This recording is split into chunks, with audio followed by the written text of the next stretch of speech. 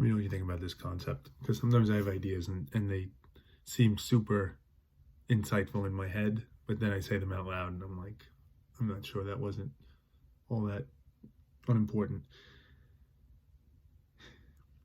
I often find myself talking to myself, as we all do, in my own head, trying to formulate my thoughts, my beliefs, if I'm looking to make a decision about something.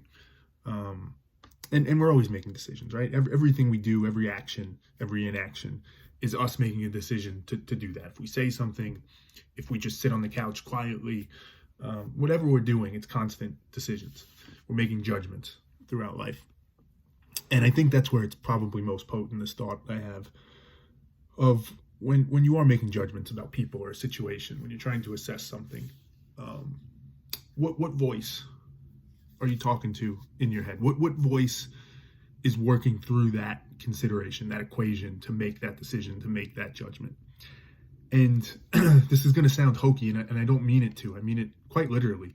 For me, there's different voices, right? Depending on the mindset I'm in, I can think about and envision and almost hear the voice when I'm really angry, right? Like I have it. I know what that is. I know what that feels like. I know what that sounds like. I also know the voice when I'm much calmer, right? When I'm much more relaxed and even keeled and thinking through something. And there's also a voice which is much more like compassionate and empathetic and trying to be kind and trying to do the right thing. And you can almost think about situations, right? Because I think that voice is us. It's all us. But it's the different versions of us. And you could think about it in literal situations you're in, right? When you're in an argument with somebody, you know what you sound like when you're angry. And that's that same voice that comes in your head. When you are really even keeled and calm and you're dealing with a situation, maybe it's something that happened at work or something where you remember handling it the way you wanted to and staying calm, you could hear that voice. You know what that is. And for me, you could think about dealing with loved ones, children, my son, when you're trying to think of that compassionate voice, when you're trying to think about being empathetic and that version of you and what that sounds like. And this is a very long-winded way to get to the insight, which is, I wonder if the threshold shouldn't be, when you're forming a judgment or an opinion or a belief or whatever, if it's controversial, if it's there's tons of topics you could think of today throughout society, but the things that have us most divided, that generate the most anger and frustration and rage and hatred sometimes, it's those decisions, those beliefs. I wonder if you try and explain that belief using the empathetic, the compassionate voice. Could you do it? Could you channel that mindset of when you're trying to be that kind, compassionate, right? When you get it right in that moment, could that voice possibly articulate why you hold that belief you hold, right?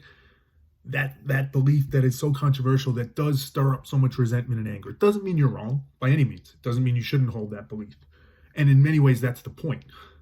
I think it's reasonable to expect that if the most compassionate, kindest, most empathetic version of us can articulate and explain why that belief is valid, well, then I think you're in pretty good shape.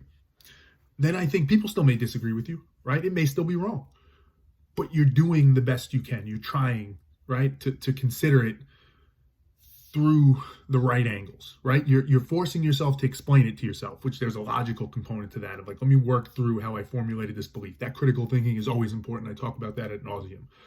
But if you can go through that process with a mindset that's also being super empathetic and compassionate and kind, that seems like the right mix.